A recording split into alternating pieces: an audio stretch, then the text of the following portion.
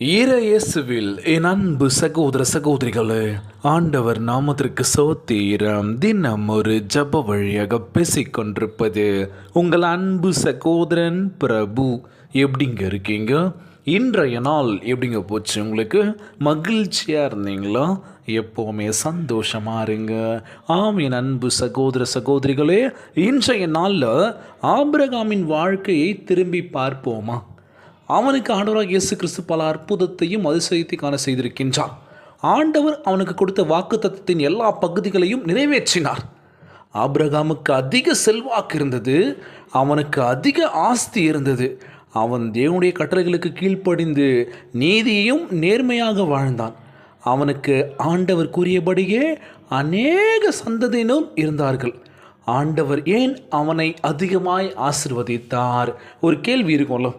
இந்த வேதாகமத்தில் ஆபிரகாமுக்கு நம்ம ஆண்டவராக இயேசு கிறிஸ்து நிறைய செல்வாக்கு கொடுத்தார், நிறைய ஆசீர்வாதத்தை கொடுத்தார், நிறைய சந்ததியை கொடுத்தார், உருவாக்கினார். அவனுக்கு ஏன் அந்த ஆசீர்வாதத்தை கிடைச்சது அப்படின்னு பார்க்கும்போது ஆபிரகாம் கீழ்ப்படிந்தான். இதுதான் முக்கியமான ஒரு விஷயம். அவனுக்கு இதெல்லாம் கிடைக்கிறதுக்கு காரணம் என்ன அப்படின்னா, ஆபிரகாம் கீழ்ப்படிந்தார். தேவனுடைய கண்களுக்கு ஏற்ற அவன் செய்த ஒவ்வொரு செயலும் ஆசீர்வாதமாகவே இருந்தது. அது தலைமுறை தலைமுறையாக, சந்ததி சந்ததியாக ஆண்டவரை நம்பி அவருடைய கட்டளைகளுக்கு கீழ்ப்படியிருந்தால் எல்லோருக்கும் இந்த ஆசீர்வாதம் கிடைக்கும். இன்றைக்கி நம்ம வாழ்க்கையில் எல்லாமே வேணும், ஆமாவா இல்லையோ? ஆனால் எல்லாமே ஈஸியாக கிடைக்கணும், கஷ்டப்படக்கூடாது. ஆனால் உடனே கிடச்சிடணும். நான் டக்குன்னு மேலே வந்துக்கிட்டே இருக்கணும், பணம் அதிகமாக என்கிட்ட இருக்கணும், நான் தான் பணக்காரனாக இருக்கணும், வீடு வேணும், சொந்த கார் வேணும், ஓஹோன்னு வாழணும்பா, காசு என் அக்கௌண்ட்டில் குறைஞ்சாலும் அதிகமாக ஏறிக்கிட்டே இருக்கணும், நான் செலவு பண்ணி ராஜா மாதிரி வாழணும், கஷ்டமே படக்கூடாது. இதெல்லாம் கிடைக்கணும்னா என்ன பண்ணலாம்? ஈஸியாக கிடச்சிருமா?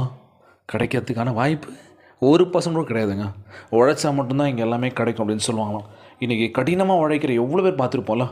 முக்கியமாக சொல்ல போன்னு வச்சுக்கோங்களேன், இன்ஜினியரிங்லாம் படித்து முடிச்சுட்டு, ஒரு சில டிகிரிலாம் படித்து முடிச்சுட்டு போதிய வருமானம் இல்லை, வேலைக்கு போகிறாங்க, அந்த சம்பளம் பத்தலைன்னு சொல்லி ஸ்விக்கி, ஜொமேட்டோ சம்திங் அதெல்லாம் ஃபுட் டெலிவரி பண்ணிகிட்ருக்காங்க. எவ்வளோ பேர் ஓடிட்டுருக்காங்களே. காரணம், எவ்வளோ சம்பாதிச்சாலும் பத்தலை. நான் உழைச்சி முன்னேறணும், சொந்தக்காரங்கிட்ட போய் கடன் கொடுங்க, எனக்கு கைக்கு நீ எப்படி சொல்கிறதுனா, காசு கேட்குறது எனக்கு பிடிக்காது பிரதர். யாருக்கிட்டையும் நான் ₹1 கேட்கக்கூடாது. நான் வாங்குகிற ஒவ்வொரு பொருளும் என்னோடய உழைப்பிலேருந்து வரணும் பிரதர். இதுதான் நான் எப்போவுமே பண்ணிகிட்ருப்பேன். சொந்த கஷ்டம்னு சொல்லி சொந்தக்காரன் வீட்டு வாசல் நிற்க மாட்டேன், என் நண்பர்கிட்ட போய் கேட்க மாட்டேன்.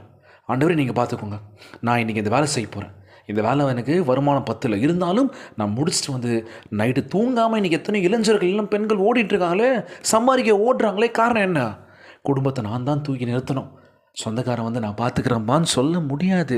ஏன்னா அவங்களுக்கு ஒரு கமிட்மெண்ட் இருக்கும், நம்ம அவங்களையும் குறை சொல்ல முடியாதுல்ல. இங்கே எல்லாருக்குமே ஒரு கமிட்மெண்ட்டில் மாட்டிகிட்டு இருக்கோம், எல்லாருக்கும் இருக்குது எல்லாமே. இவங்க ஏன் பண்ணல கோவப்படுவோம்ல. சொந்தக்காரனா அவன் ₹1 கேட்டால் கொடுக்க மாட்டான், வச்சுக்கிறான் அக்கௌண்ட்டில், ஆனால் கேட்டால் மட்டும் இல்லைன்றான். என்ன பண்ணுறதுங்க? அவங்க தூக்கி கொடுத்துட்டா அவங்களுக்கு வேணும்ல, யோசிப்பாங்களா? ஸோ நம்ம ஆண்டவராகிய இயேசு கிறிஸ்து நமக்கு நல்ல பலனை கொடுத்துருக்கின்றார். ஆபிரகாமுக்கு செய்ததை போல் நம்ம வாழ்க்கையில் செய்யணும் அப்படின்னா சின்ன ஒரு விஷயம் மட்டும் தான் நீங்கள் பண்ணணும். கீழ்ப்படிதலோடு இருந்தீங்க அப்படின்னா எல்லாமே கிடைக்குங்க. தலைமுறை தலைமுறை அந்த ஆசீர்வாதம் கிடைக்க போகுது.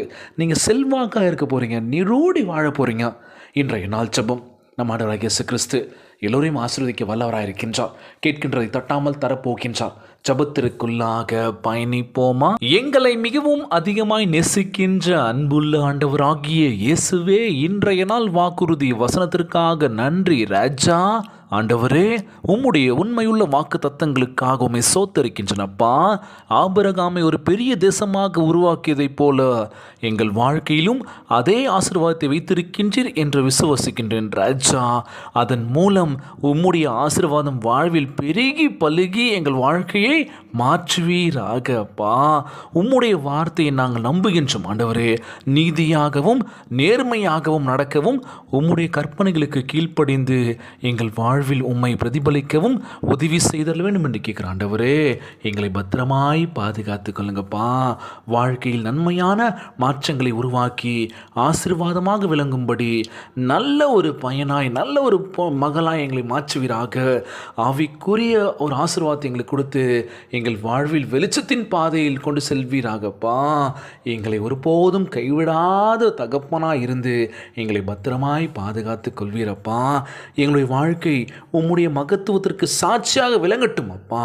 உம்முடைய வாக்கு தத்தத்தை இன்றைக்கு நன்றியுடன் உண்மையுடன் பெற்றுக்கொண்டு இந்த ஜபத்தை ஏறிருக்கின்ற ஆண்டவரே, இந்த ஜபத்தை கேட்டுக்கொண்டிருக்கின்ற என் அன்பு சகோதர சகோதரிகள், என் அன்பான உறவுகள் எல்லோரையும் பார்த்துக்கோங்கப்பா. யாருக்கு எந்த கஷ்டங்கள் துன்பங்களை கொடுத்துடாதீங்க ராஜா. நோய் நொடியினால் அவதிப்பட்டு கொண்டிருக்கின்ற ஒவ்வொரு சகோதர சகோதரிகளை உமது கரங்களால் தொட்டுதலால் அகற்றி போடுவீராக. உம்மால் கூடாத காரியம் ஒன்றுமில்லை ஆண்டவரே. எல்லோரும் நல்லா இருக்கணும்ப்பா.